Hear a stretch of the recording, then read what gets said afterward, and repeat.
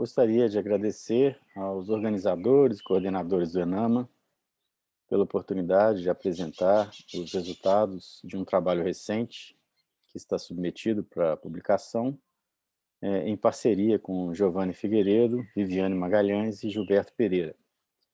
Em português, o título do trabalho seria o comportamento limite de minimizadores globais em espaços de Orlick Sobolev não reflexivos.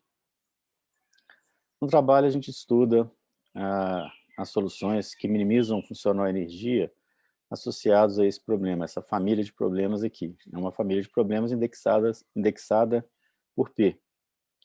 O P aparece aqui na função φP, que é uma função de classe C1 e que gera uma n-função através dessa integral, uma n-função φ maiúscula de P, índice P, essa função de T, ela é uma função, então, é uma n-função. Do lado direito, a gente tem uma não linearidade f de u, que, não, portanto, não depende de P, ela é uma função contínua. É um problema de Dirichlet, num domínio limitado, ômega, com fronteira suave, e o ômega está contido em Rn. O funcional energia associado a esse problema é esse funcional aqui. Ele é a diferença de dois funcionais. O primeiro funcional é dado pela n-função, é chamado funcional modular, e o segundo é dado pela primitiva da não linearidade. O domínio desse funcional é esse espaço de Orlick-Sobolev, que é o mais adequado para tratar o problema 1.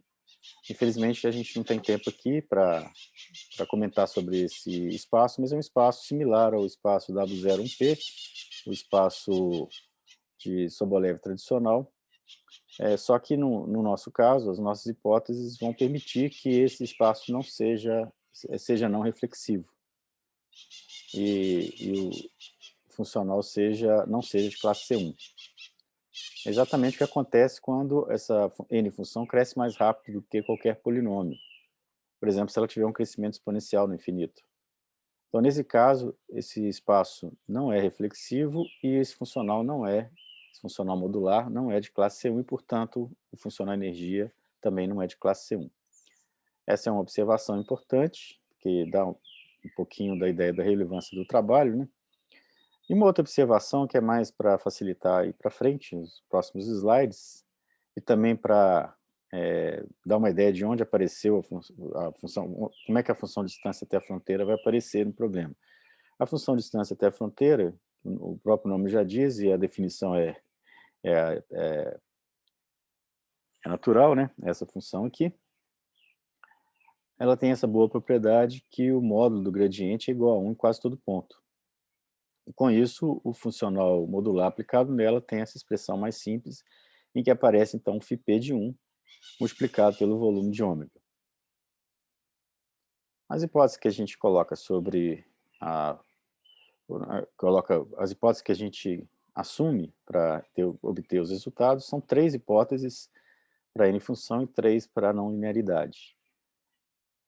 Para n-função, a primeira hipótese que a gente impõe é essa daqui, né, que esse quociente é limitado inferiormente por p, isso para cada p, pelo menos para cada p suficientemente grande, e essa hipótese ela admite n-funções que têm crescimento exponencial. As outras duas hipóteses são sobre o comportamento de φp de 1 quando p vai para o infinito. φp de 1 vai para zero quando p vai para o infinito, e φp de 1 elevado a 1 sobre p vai para 1 quando p vai para o infinito.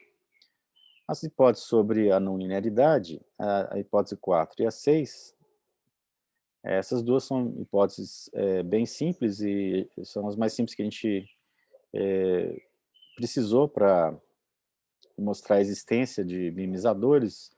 Nosso principal objetivo era o comportamento assintótico deles, né? E a hipótese 5 é que vai definir o comportamento assintótico no nosso problema. Ela pede que a primitiva da não linearidade seja excitamente crescente no intervalo fechado de 0 até o máximo da função de distância. Aqui, se a não linearidade for estritamente positiva, a hipótese 5 está garantida. mas ela pode ser positiva e se igualar a zero em alguns pontos isolados, por exemplo, no zero ou qualquer outro ponto desse intervalo. Então, essas são as nossas hipóteses. Com elas, a gente consegue a existência de um minimizador UP, um minimizador global para o funcional energia, utilizando o fato de que o P minimiza o funcional energia, comparando com o IP da função distância até a fronteira, a gente conclui essa estimativa 3 aqui. E a segunda parte do resultado, que é a parte mais importante, que a gente estava mais interessado, ela diz que esses minimizadores vão convergir uniformemente no fecho de ômega para a função distância até a fronteira. Os argumentos, a parte da existência é uma parte bem tradicional, canônica, usa um método de minimização direta do cálculo das variações. Eu quero chamar a atenção aqui só para uma parte das estimativas que a gente teve que obter para ter a coercividade do funcional e também a limitação. A gente precisou de uma desigualdade de imersão dessa daqui. Eu quero chamar a atenção para a expressão dessa constante de imersão. É uma expressão em que aparece o Fp de 1. E isso faz com que esse formato aqui ele vai ser útil no comportamento assintótico, e a gente pode observar aqui que as hipóteses que a gente impôs sobre a Fp de 1 vão garantir que quando o p vai para o infinito, essa constante vai tender a 1.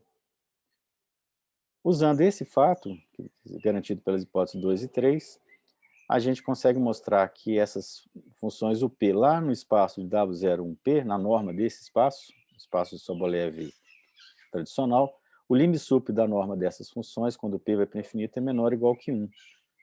Juntando esse fato com a compacidade dessa imersão, que é válida para P maior que N, a gente consegue mostrar que, a menos de subsequência, o P converge uniformemente no feixe de ômega para uma função U infinito, que fica menor ou igual que a função distância até a fronteira e maior ou igual que zero. Aí, usando essa desigualdade aqui, o infinito menor ou igual que D, a gente ganha essa primeira desigualdade aqui, e usando as estimativas 3, passando ao limite, né, na estimativa 3, fazendo o P tender a infinito, eu posso passar o limite para dentro por causa da convergência uniforme, aqui então vai ficar o infinito, essa parte vai para zero, e portanto a gente ganha essa desigualdade aqui. Então, dessas duas desigualdades, a gente conclui que o f de u infinito é igual a f da função distância. E como a f é injetiva nesse intervalo fechado, onde se encontram os valores dessas duas funções, a gente conclui que o infinito é igual a d, d de ômega.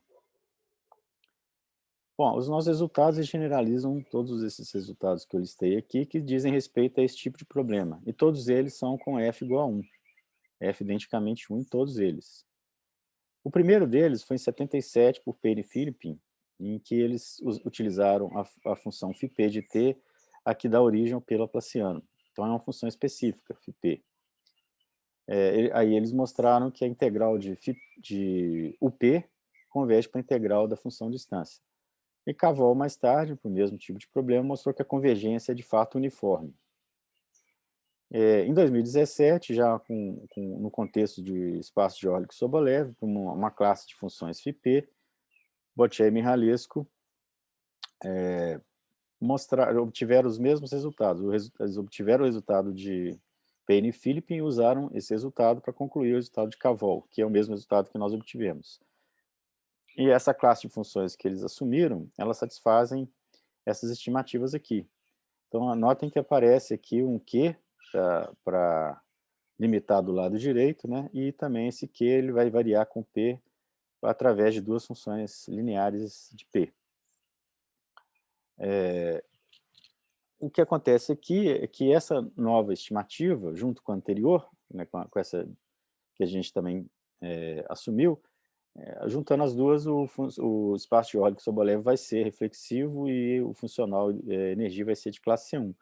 Isso facilita bastante a abordagem do problema, e eles então utilizaram o resultado de gama convergência e provaram aí os resultados de Payne e Philippin depois de Cavol. E agora, em 2019, Mihailescu e Farcacciano, acho que é assim que pronuncia, e Mihailescu estudaram o problema para uma função específica com crescimento exponencial, que dá origem a essa n função aqui, que também tem crescimento exponencial. Portanto, o espaço aqui não é, o espaço de Orley-Sobolev não é reflexivo, o funcional não é, sonor energia não é de classe C1, mas eles utilizaram fortemente essa expressão nas estimativas deles, trabalharam com um espaço diferente do nosso, um espaço de interseções, né, para poder driblar as dificuldades aqui, né, da falta de suavidade do operador e de reflexividade do espaço, e usaram, então, gama convergência, usaram o mesmo roteiro aqui de cima e obtiveram os mesmos resultados.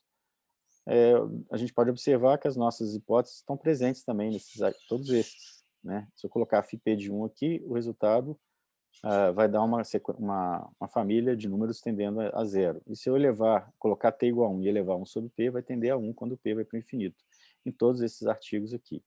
Então, além do mais, a nossa abordagem é uma abordagem mais simples, e o segredo dela está exatamente nessa parte aqui, em desenvolver uma constante de imersão que tem essa propriedade, e que leva a essa outra propriedade, e daí a gente usou a compacidade. Então, é uma abordagem bem diferente da que eles fizeram. Aqui os resultados, as referências que a gente utilizou, algumas sobre espaço de Orley, outras sobre são os artigos que eu mencionei. Era só isso, muito obrigado.